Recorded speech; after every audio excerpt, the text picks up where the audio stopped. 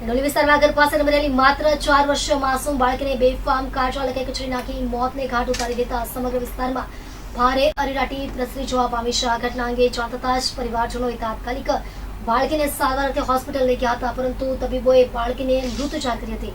ઘટનાને પગલે પરિવારજનોમાં ઘેરા શોકની લાગણી પ્રસરી જોવા પામી છે। બીજી તરફ પોલીસ દ્વારા કાર ચાલકની ધરપકડ કરી વધુ તપાસ હાથ ધરવામાં આવી છે।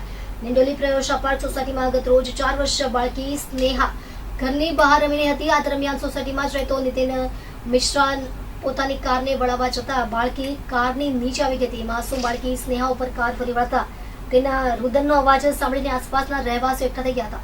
તાત્કાલિક પરિવારજનોને જાણ કરવામાં આવી હતી। પરિવારજનોએ સ્નેહાને સારવાર અર્થે હોસ્પિટલ ખસેડ્યા હતા। તબીબોએ સ્નેહાને મૃત જાહેર કરી હતી। બીજી તરફ સ્થાનિકોએ કાર ચાલક નીતિન મિશ્રાને ઘટનાસ્થળેથી ઝડપી લીધો હતો। સ્થાનિકોના જણાવ્યા મુજબ આરોપી નીતિન મિશ્રા કારમાં મોબાઈલ પર વાતોમાં મશગુલ હતો, જેને પગલે આ દુર્ઘટના સર્જાવા પામી છે। નિંડોલી પોલીસ દ્વારા નીતિન મિશ્રાની ધરપકડ કરી વધુ તપાસ હાથ ધરવામાં આવી છે। મારું નામ ભરત છે, હું પ્રયોશામાં રહું છું।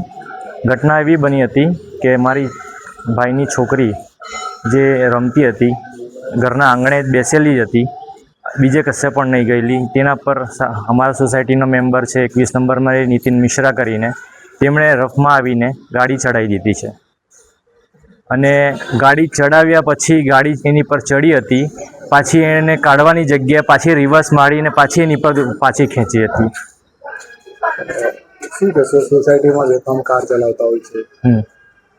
સોસાયટીમાં બેફામ કાર ચલાવતા હોય છે। સોસાયટીના ગ્રુપમાં પણ નાખ્યું છે, મીટિંગોમાં પણ કીધું છે, પણ કોઈ પ્રતિક્રિયા નથી આપી કોઈ કે આવી રીતે કરવું। બમ્પરો છે સોસાયટીમાં। શું નામ છે બાળકીનું? કેટલી ઉંમર છે? બાળકીનું નામ સ્નેહા છે, વિલાસ આરગીદી। એની ઉંમર 4 વર્ષ છે। બરાબર નથી હોર્ન માર્યો, મોબાઈલ પર વાત કરતો હતો, એના ગાડીના કાચ બંધ હતા, અહીંયાથી બૂમ પાડવા છતાં એણે સાંભળ્યું નહીં, એને બાળકી પર ચડાવી દીધી છે। અને અમારી માંગ એમ છે કે એમને સજા મળે। સજા એવી જ રહે કે કાનૂન જે વસ્તુ છે તે આ ગેરકાયદે અકસ્માત કરીને ચલાવે છે, પણ આ અકસ્માત નથી, એક રીતેનું મર્ડર જ છે। જે માણસ ફોન પર વાત કરતો હોય, આવી રીતે સ્પીડમાં ચલાવતો હોય અને રિવર્સ પણ માર્યું હોય, બાળકી પર ચડાવ્યા પછી પાછો રિવર્સ માર્યું હોય, એ મર્ડર જ કહેવાય।